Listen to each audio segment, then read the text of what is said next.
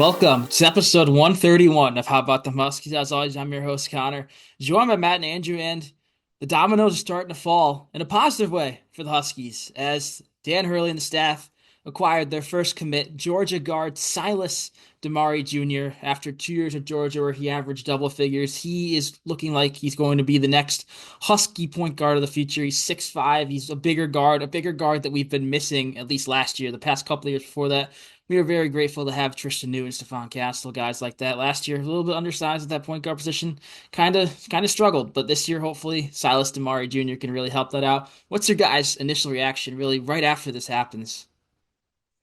I mean, last episode we talked about guys that we wanted to see in a Husky uniform, and I said Silas Demary because I thought that he would be a perfect fit. And sure enough, just days after we record that video, it happened. So I'm thrilled, honestly, that he's going to be a Husky. I think he's going to bring a lot to this program, a lot that's needed because we don't have a lot of guards really come back. We have obviously Mullins, that's in for sure. We still technically don't know about some of the guys, but I think that he's going to bring a lot to this program, more so on the offensive side. Honestly, he shot the ball pretty well, and I think he's going to kind of be in that Tristan Newton role, the big guard role.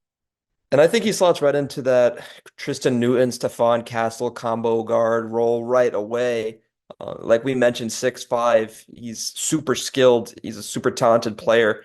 He does have a couple flaws on offense. He's not the best playmaker, but him coming in and potentially slotting next to Solo Ball would make one of the better three-point shooting backcourts in the whole country. Solo Ball was above 40% all season, closer to 45, and Silas is coming in with a 40 or 37%, nearly 40% from behind the three-point line as well. So you have two guys who can really shoot the ball well, and I mean they don't need to facilitate. They can score 40 points a game for us if we need them to. So putting the pieces around guys, we mentioned Caravan previously coming back. Maybe we are now mentioning Solo. So if we can bring back some of these guys and slot Silas in there, then we're looking pretty good for next year.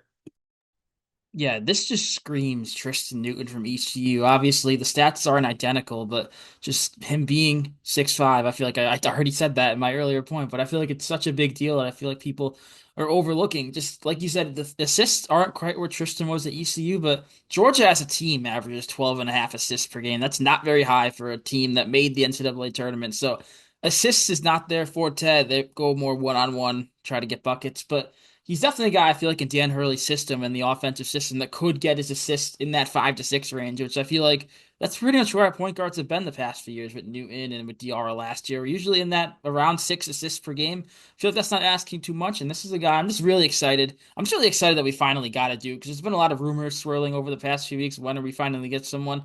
Finally nailing down Silas Demary Jr.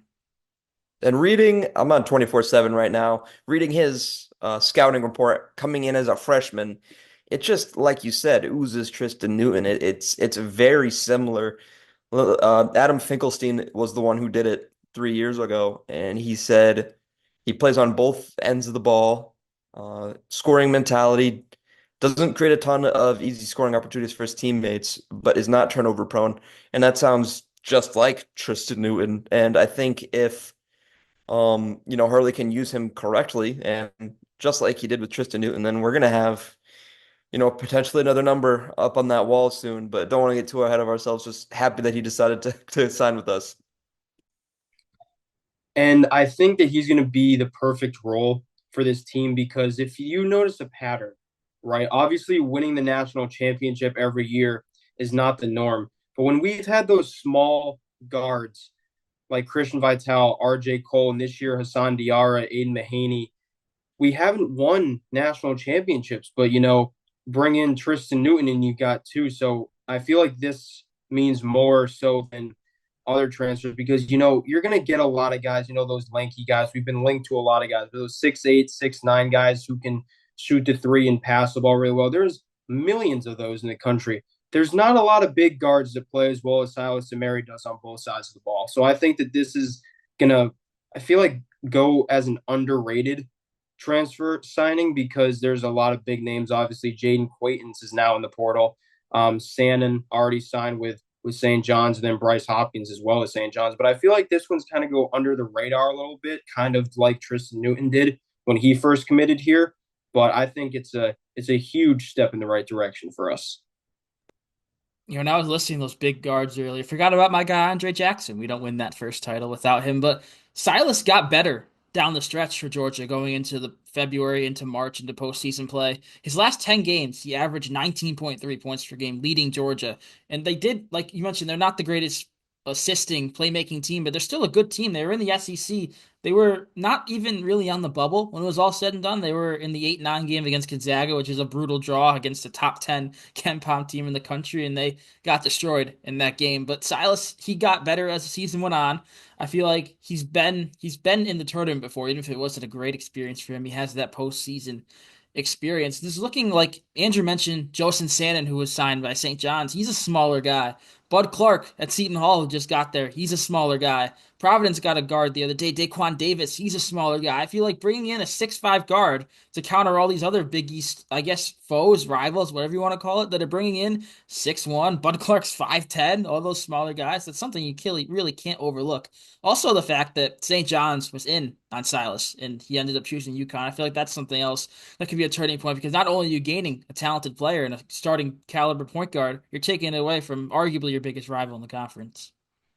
And you mentioned this improvement out of Silas. From his freshman to his sophomore year, his minutes did not really increase. He only played about 3 more minutes per game last year than he did his freshman year. And he averaged 4 more points, 7% better from behind the 3-point line, and 10% better, went from 70% to 80% at the free throw line.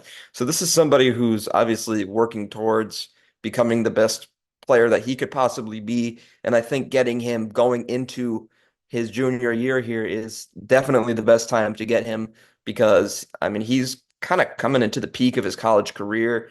As a junior and senior, you have that kind of mental fortitude that, as a freshman and a sophomore, you just don't have. So just very happy, like you said, he decided to choose us over St. John's, over other rivals, and hopefully we're gonna get the best out of Silas Demary Jr.